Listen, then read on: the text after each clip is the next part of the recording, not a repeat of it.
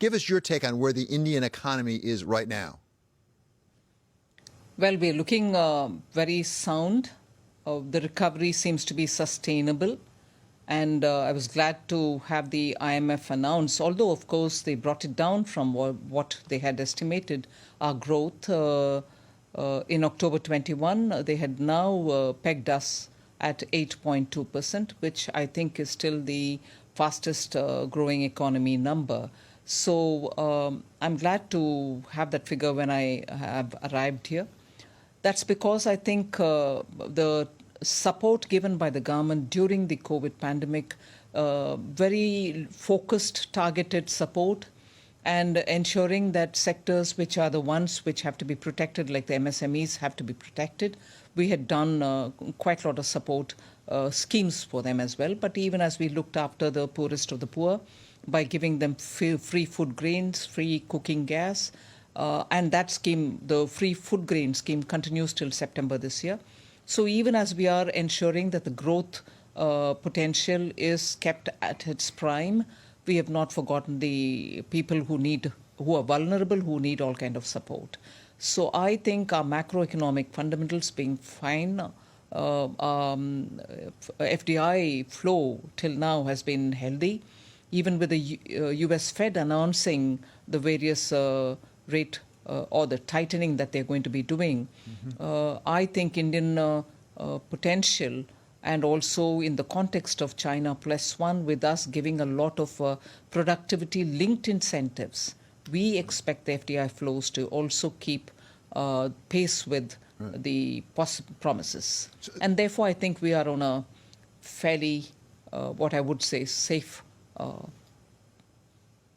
sweet spot. I wouldn't want to use that expression given the considerations of today, but still I think we are quite comfortable. Well, so good on growth, good on investment. Congratulations on that. At the same time, like in the United States, you have inflation just under 7% in March, as I understand it, and you have a central bank who is saying that you're going to be raising rates. We have this issue in the United States of so-called soft landing. If, in fact, they do raise rates at the rate they're talking about, I think it was 275 basis points by the end of the year, what will that do to your economy? The one thing about the inflation in India, whilst I think every little bit of hike in the inflation hurts the common man, and I'm quite seized of the fact, but still our inflation tolerance levels are 4% plus or minus 2. So we breached the 6% upper limit in the last few months, and purely because of reasons beyond our control, such as the crude oil price, such as the edible oil prices, and so on. But our crop cycles are continuing to be healthy, and therefore perishable goods and other things which normally add to the basket are not really going to hurt us. However, I am making sure that I give enough subsidy to take care of those who are hurt by high prices of essential goods. But if I compare myself with the West, particularly with the United States, which is seeing a 4-decade higher number, and Germany, which is also seeing about 3 decades higher number. And Germany, I think the productivity purchasing price for the production managers is about 31%. So compared to all this, inflation is well within manageable ups and downs, but manageable. And I think we are making sure that that doesn't hurt the common man. But even otherwise, we'll have to be extremely cautious about it, because what adds to the inflation in India is the crude oil prices, natural gas prices, all of which are, one, high, and also two, natural gas, which we thought was the transitional gas for us, moving from the climate, in order to fulfill our climate commitments, is a concern. But inflation, I think, will be, together with the Central Bank of India, which is Reserve Bank of India, we'll be able to manage it. The situation with oil and natural gas has certainly not been helped. It's been hurt, actually, by the war in Ukraine and the aftermath of that. And I know that that you have said that relations with the United States have never been stronger, I believe you said.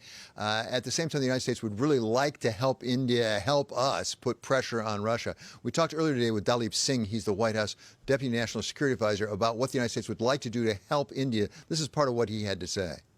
We want to step up for India. help it diversify away from Russian defense equipment. We want to help India diversify away from Russian energy sources. The amount that India imports from Russia in terms of crude oil is a very small percentage of the total, 1 to 2%. Just like we're doing with Europe, we want to step up for India and be a friend and a partner.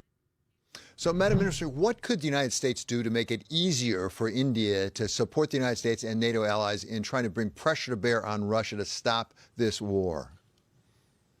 Well, first thing, I think there are many of us who do have a strong relationship with the United States, and you recall me right. And I quite welcome Mr. Dalip Singh's statement that they would stand by India, help countries like India. I think one factor is something which is beyond anyone and their helping hand, and that is our geopolitical location. We have a northern border where we have had a war despite the pandemic, that is. We've had a western border where we have also frequent incursions. So India's position is not without taking these factors into consideration. So I would want that also to be kept in mind when United States or any of the Western liberal democracies are looking at India. India's position, the geopolitical location of India, is also something which has to be kept in mind. And we certainly would like to be a good, strong country and a friend of many of these liberal democracies. But we need to be strong. Our interests should not be hurt.